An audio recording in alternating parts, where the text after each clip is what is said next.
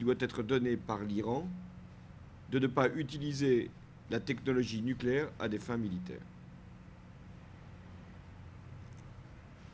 La rencontre qui se tiendra donc à Bagdad le 23 mai sera très importante.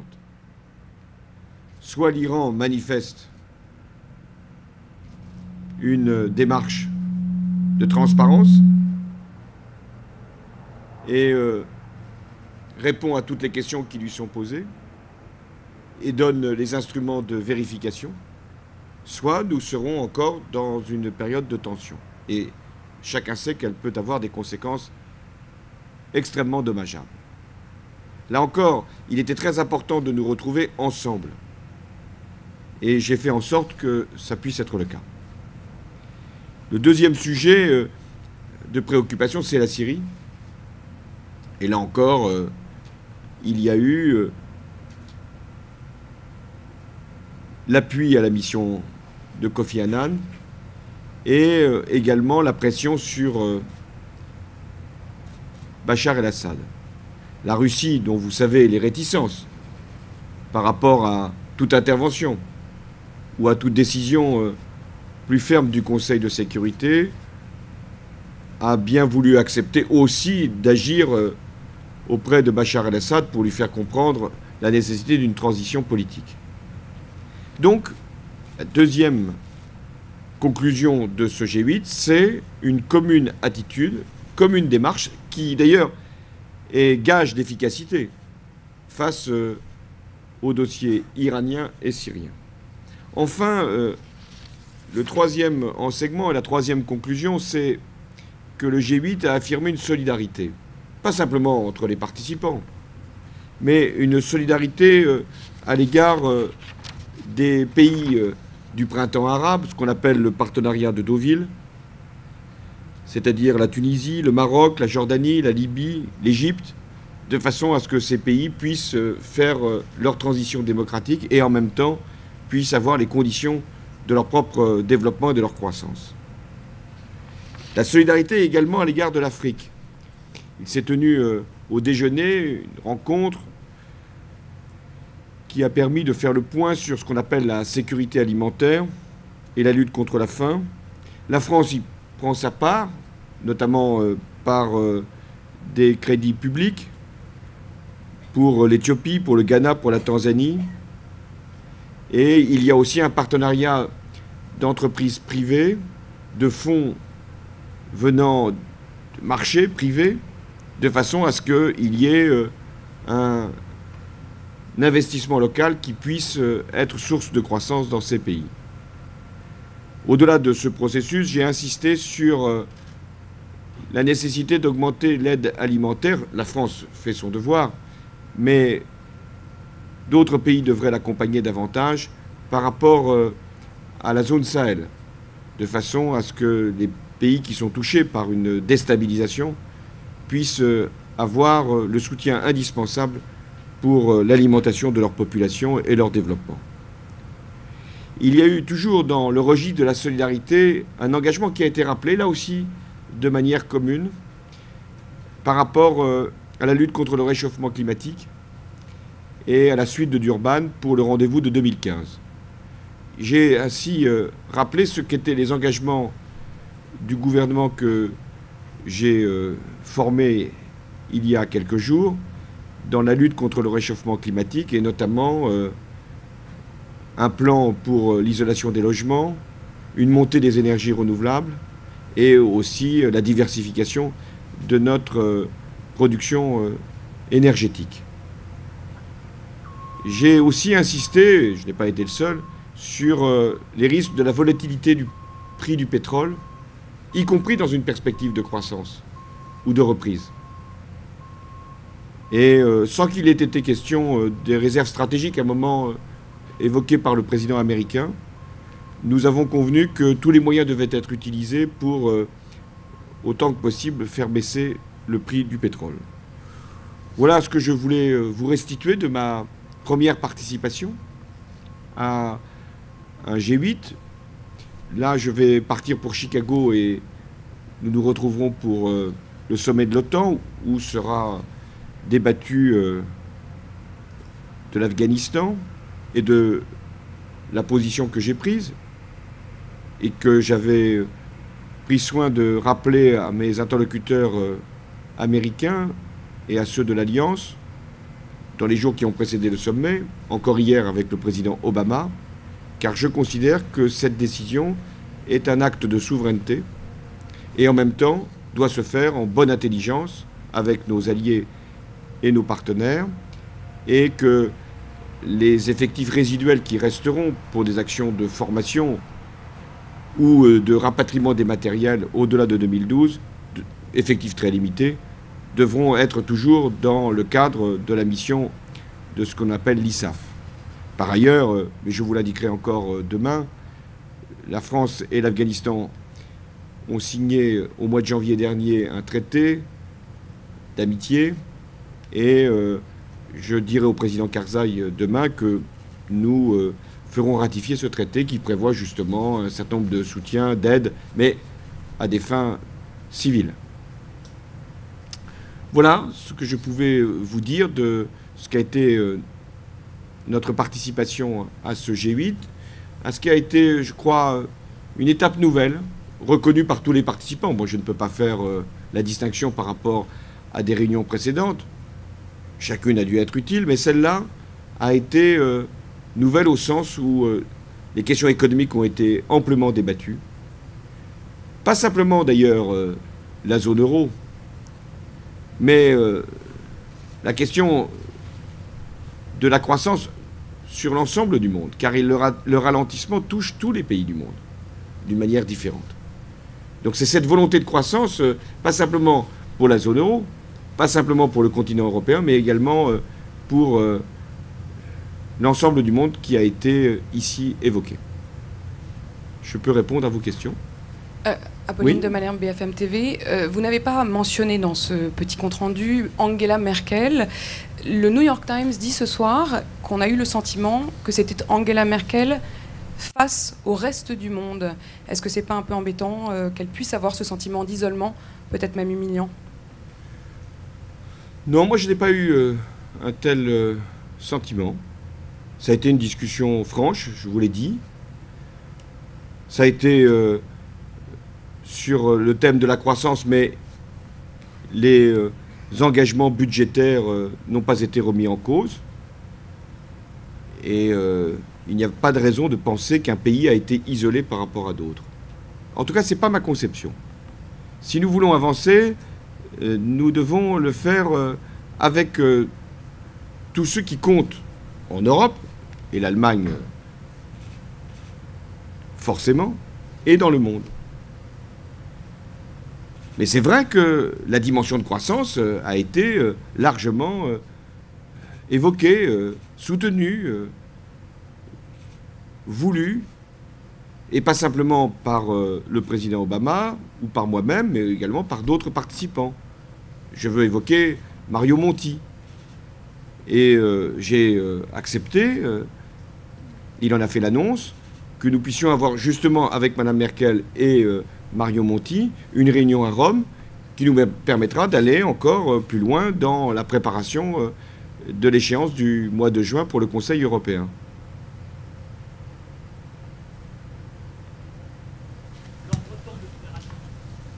Dans ce compte-rendu, vous n'avez pas non plus évoqué la Grèce. À la mi-journée, vous nous avez dit que vous souhaitiez, et vous avez dit à vos interlocuteurs que vous souhaitiez qu'elle soit accompagnée, appuyée. Vous avez salué ces efforts, mais est-ce que vous prenez un allègement des plans d'austérité que le gouvernement grec doit mettre en œuvre ? Dans le communiqué final, il y a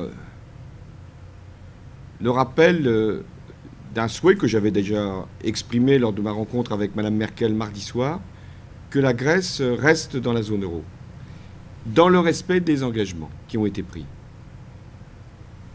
Ça, c'est la condition minimale.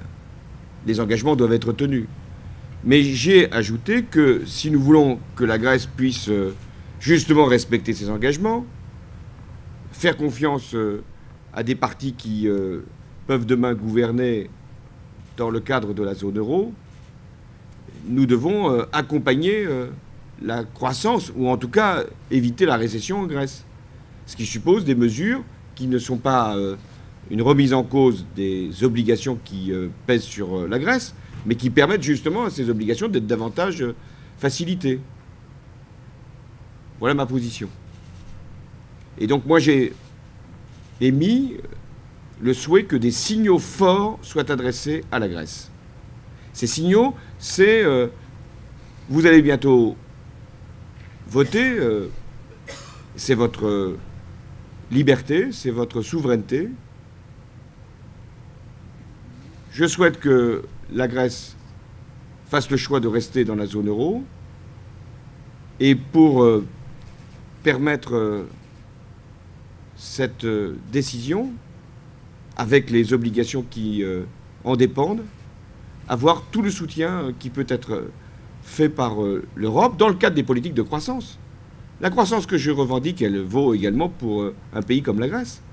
Ne pas l'enfermer simplement dans le corset de l'austérité. L'austérité, ça doit être finalement non pas une fatalité, mais en l'occurrence pour les Grecs, de se mettre en conformité par rapport à des engagements qui ont été pris.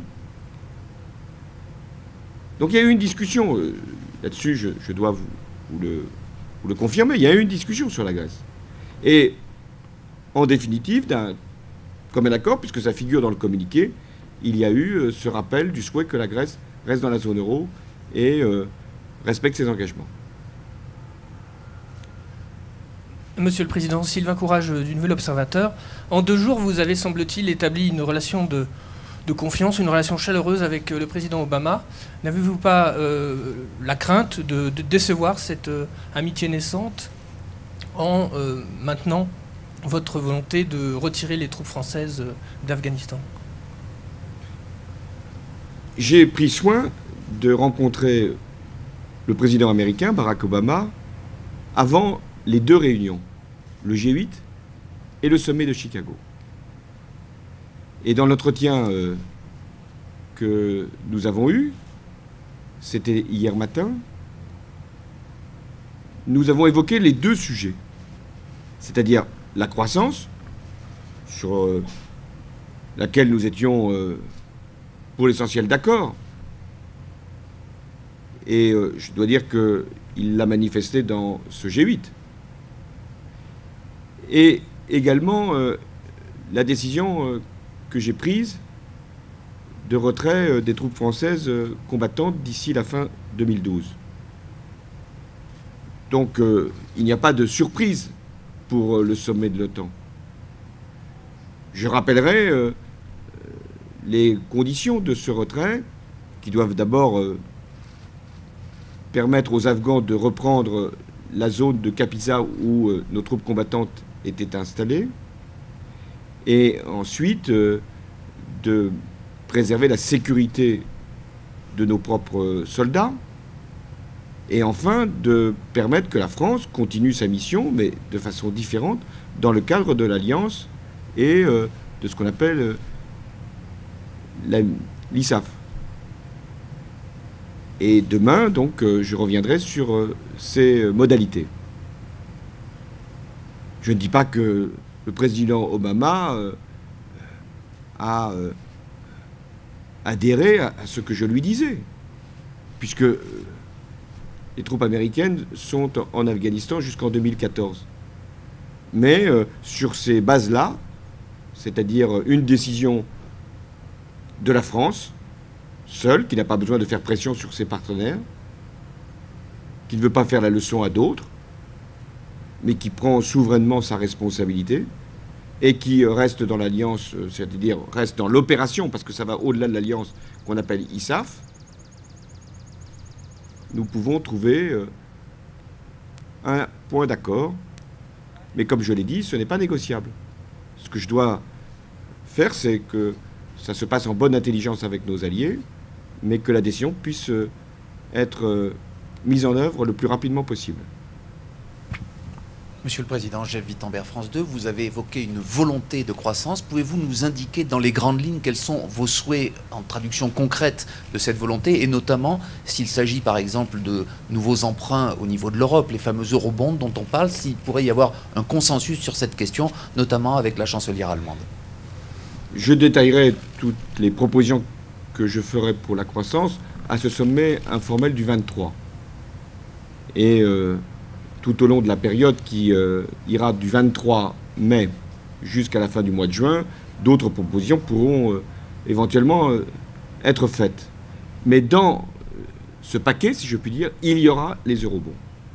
Et je ne serai pas le seul à les proposer. Et j'en ai eu confirmation ici.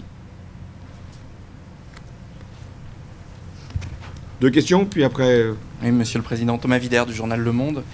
Dans le point 8 du communiqué final, il est fait mention de l'importance de l'ouverture des marchés, de la réduction des barrières douanières et de l'engagement que vous avez pris pour la lutte contre le protectionnisme. Est-ce que ces différents engagements ne sont pas quelque peu contraires à ceux que vous avez pris pendant la campagne électorale où vous avez mentionné l'importance de ce que vous appeliez le juste échange? Il y a une différence entre le protectionnisme, que je refuse, et le juste échange. Le juste échange est fondé sur la réciprocité. C'est-à-dire que nous ne pouvons pas accepter de faire entrer des marchandises ou d'ouvrir des marchés alors que nos concurrents ne font pas le même effort. Et justement, il y a des discussions, et elles sont rappelées ici, pour un accord de commerce entre l'Europe et les États-Unis. Et nous avons eu un échange en disant que notre position, là je ne parle pas simplement de la France, position européenne, ce serait de fixer ces règles-là, ces conditions-là. Faciliter les échanges, oui, mais sur une base qui doit être claire, transparente et qui doit avoir des contreparties, fondées justement sur la réciprocité. Nous sommes encore assez loin de ce processus. Monsieur le Président, Yael Gauz, RTL, c'était votre premier sommet international hors d'Europe. Qu'est-ce que vous avez l'impression d'avoir appris au cours de ces 48 heures de baptême du feu diplomatique? Et est-ce que ce n'est pas trop tôt pour dire que vous auriez réussi votre examen de passage? Moi, je ne pensais pas passer devant un jury, ni même avoir à donner des preuves particulières. Je suis le président de la République française, je n'ai pas à me mettre dans un exercice de période d'essai ou d'épreuve. Je considérais que j'avais à être immédiatement au fait de ma responsabilité et capable de défendre non seulement les intérêts de la France, ce qui était le but recherché, mais les positions que j'avais moi-même émises dans la campagne qui vient de s'achever. Donc je ne me sentais pas du tout en observation et j'ai fait en sorte de m'exprimer autant que je l'ai considéré comme nécessaire, pas plus, pas moins, et sans avoir à comprendre ou à apprendre. Qu'est-ce que j'ai retenu néanmoins, puisque c'est votre question, que ce type d'échange n'est efficace et utile que s'il est libre, franc, direct. Qu'ensuite, pour rédiger un communiqué, des compromis, des formules doivent être forcément rédigés. Et chacun peut y trouver, c'est le propre de ces sommets, ce qu'il considère comme essentiel. Les uns le rappel de la consolidation budgétaire, d'autres les réformes structurelles. Pour ce qui me concerne, la croissance. Ce qui fait que souvent, à la fin de ces réunions, tous ceux qui s'expriment devant la presse disent qu'ils ont obtenu un grand succès. Mais je ne vais pas jouer là-dessus dans ce registre. En revanche, il apparaît d'évidence que la croissance a été le grand sujet de ce G8. Ensuite, et c'est la question que posait Jeff Wittenberg, nous aurons à donner un contenu. Nous avons déjà formulé dans ce G8 un certain nombre de propositions. Mais chacun devra le faire dans ses responsabilités respectives ou dans sa géographie. Ça vaut pour le président des États-Unis, même s'il est en période électorale et qu'il a un congrès qui n'est pas forcément facile. Mais ça vaut pour l'Europe qui a ses rendez-vous et qui doit faire en sorte de ne pas mettre cette perspective de croissance en danger avec une instabilité des marchés provoquée par la question de la Grèce ou par le problème de la capitalisation des banques. Je vous disais à midi que j'avais souhaité que la question de la recapitalisation des banques soit posée. Elle l'a été et on en retrouve trace dans les explications qui seront données à la fin de ce sommet, de ce G8, parce que après c'est de savoir qui va recapitaliser. Mais sur l'idée de la recapitalisation, elle est maintenant bien comprise.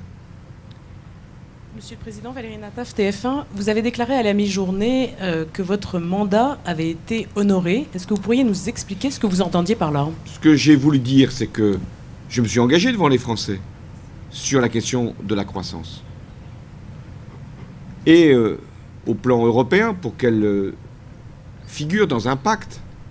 Et j'aurai encore à travailler pour convaincre les partenaires. Mais je m'étais également engagé pour que la croissance figure, ou puisse figurer, dans les réunions, et notamment le G8 et le G20.